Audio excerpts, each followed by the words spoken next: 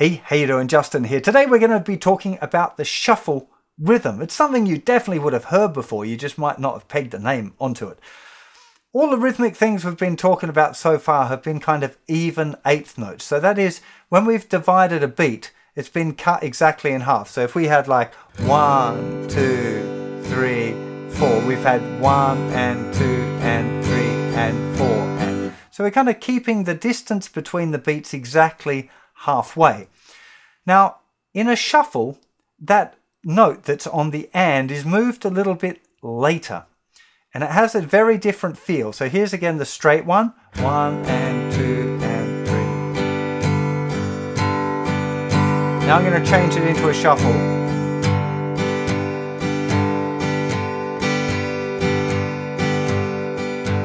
It's kind of got a bit more of a skip to it. Now, I'm going to explain kind of a mathematically correct way, but then we're going to talk a little bit more about how you vary it and trying to make it feel good. So the first thing we need to do is to divide a beat into 3 instead of 2. So at the moment we've only been talking about like 1 and 2 and 3 and 4 and.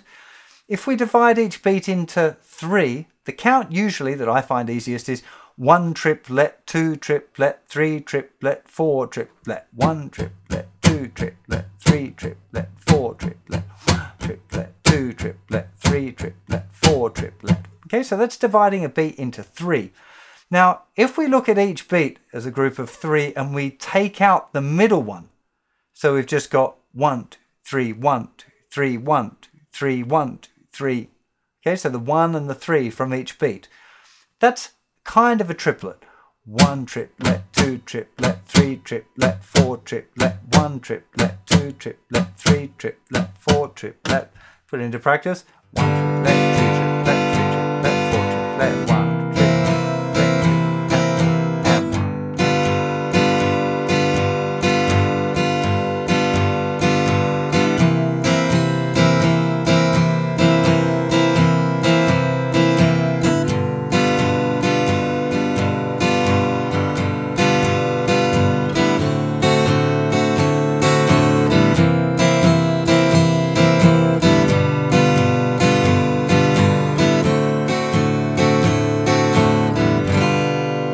You can hear though when I'm trying to play that exactly as 1 triplet, 2 triplet, 3 triplet, 4 triplet.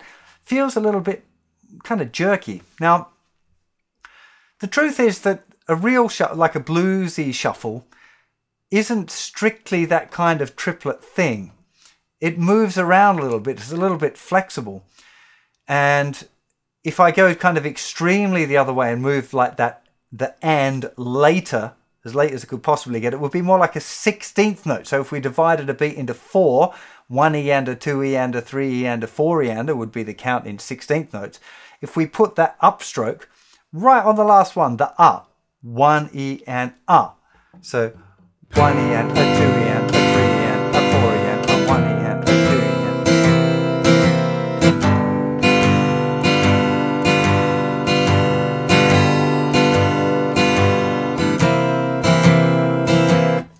That feels again a little bit lumpy. So things can go kind of anywhere in between.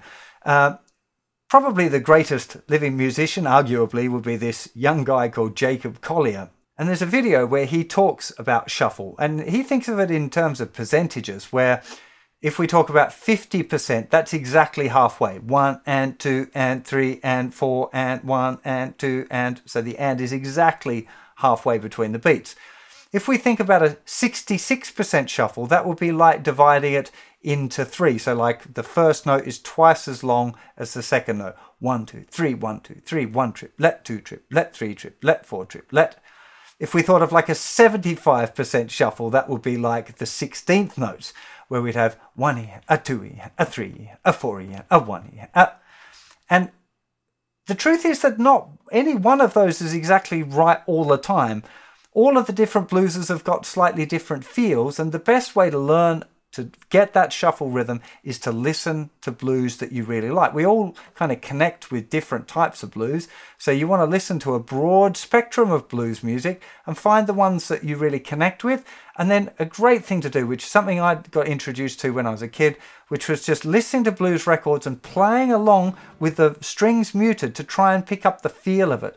So rather than trying to be all mathematical about it, I'd just literally play along with whoever, like Howlin' Wolf or Chuck Berry or whatever blues you like, Stevie Ray Vaughan, and trying to play along with the rhythm. Pride and Joy, great example, Stevie Ray Vaughan.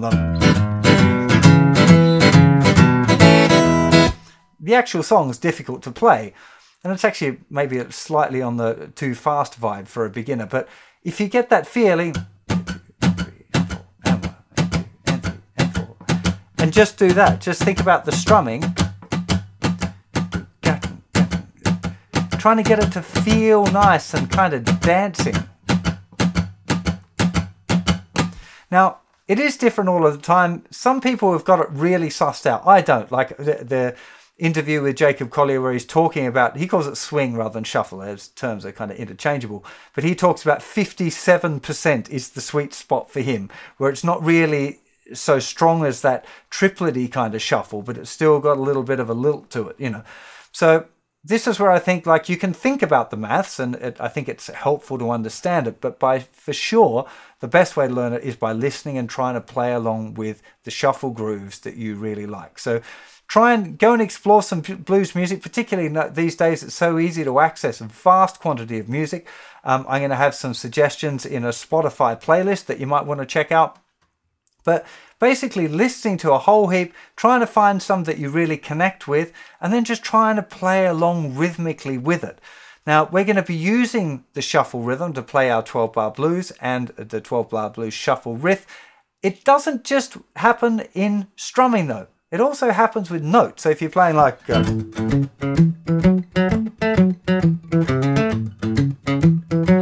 you can hear straight away, if I played that straight... different. You know what I mean? Straight. Shuffle.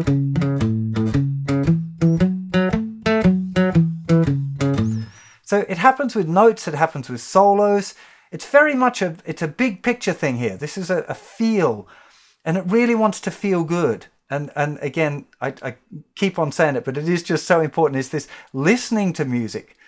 A lot of people feel like they want to learn from my videos and just from books and whatever websites and watching videos on YouTube, but listening to the original recordings of great shuffles and great swings and trying to absorb it that way by listening loads is going to be the best way to learn it. That's how all of the greats that we love so much, that's how they learned it. Okay? I'm fairly sure they weren't, Stevie Ray Vaughan wasn't thinking about a swing percentage. He was just listening to the people that he really loved and trying to copy that feeling and trying to absorb that feeling and then trying to make it come out in the music.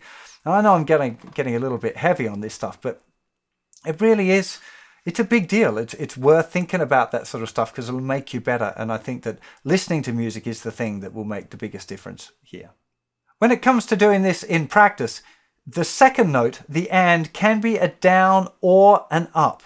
Okay, so for now, I would recommend when you're doing the strumming for the 12-bar bluesers that we learned in this lesson, that you go down on the beat and then up afterwards. So 1 and 2 and 3 and 4 and notice I'm counting it as an and as well. Like even though officially I guess I could call it 1 let 2 let 3 let 3 let 1 let 2 let 3 let 4.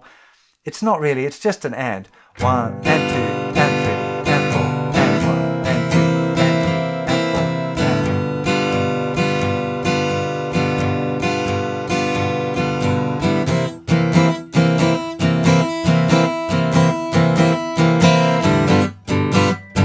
Now I'm starting to do all fancy stuff that I'm going to teach you about later, but I can't help but do it, which is putting a little mute in there if I'm using all down picks. But when we do our shuffle riff, we'll be using all down picks for that. So it's not really about the down and the up pick, it is about the rhythm. You want to explore using down and up for the strumming, I would suggest. have a go at doing all down strums as well if you like. There's definitely no harm in it. When we get into riffs and stuff, you're probably going to find yourself using all down picks, and that is fine too. Let's have a little go at playing a shuffle along together. So I'm going to use an A7 chord. I just count along nicely. We're going to use a down strum on the beat and an up strum for the and, but remember it'll be a little late, just so to help you get that feeling, okay? So 2, 3, 4, 1 and 2 and 3 and 4 and 1 and 2 and 1 trip, left,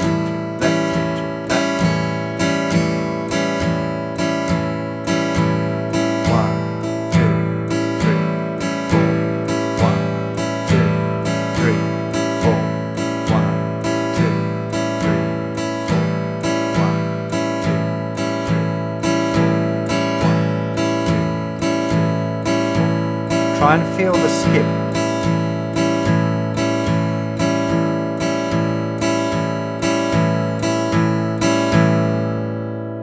I should point out as well that the down strums tend to be heavier on the bass strings and the up strums are going to be targeting the thinner strings a little bit more, just like regular strumming. One last thing that I want to mention is about accenting the 2 and 4, something that we've talked about a few times already, but with the shuffle strum, again, really makes a big difference. Great way to practice that is just to mute all of the strings and just down, down, down, down, 1 and 2 and 3 and 4, 1 and 2 and 3 and 4, 1, 2 and 3 and 4, 1, 2. Really just doing that over and over again is great practice. If you find yourself struggling when you're practicing your 12-bar blues to make it feel good, stop playing the chords for a bit and just work on the strumming. You could add it in as a separate thing into your practice routine if you want. 1,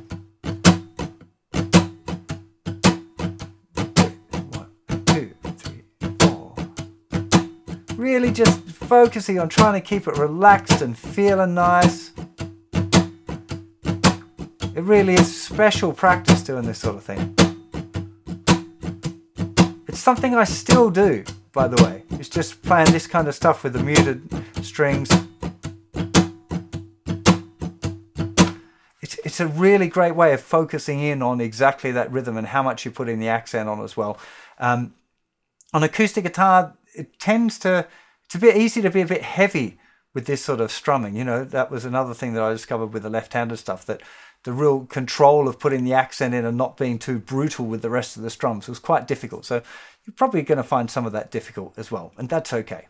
I'm familiar with the making music feel good. I've been playing shuffles my whole life, but when I tried to do this left-handed, I found it really challenging. I could kind of strum it okay, but getting that making it feel good thing is about practice. There's a physical element to the repetition of doing that. And left-handed, I'm just starting to get the hang of it now. And I've done, I don't know, 6 practice sessions or something on it. And it's still, it felt clunky. And the reason I'm telling you about that is it's not the sort of thing that it's just an intellectual exercise in understanding. You have to actually do it and do it over and over again and get that feeling of the shuffle. You have to try and get that shuffle feeling into your body by playing it. I really hope you enjoyed this lesson and it inspires you to go and listen to some great blues music and absorb that shuffle feel. It's going to be a really important part of playing the blues if you decide to take it much further than this beginner level. I'll see you for plenty more lessons very soon. You'll take care of yourselves. Bye-bye.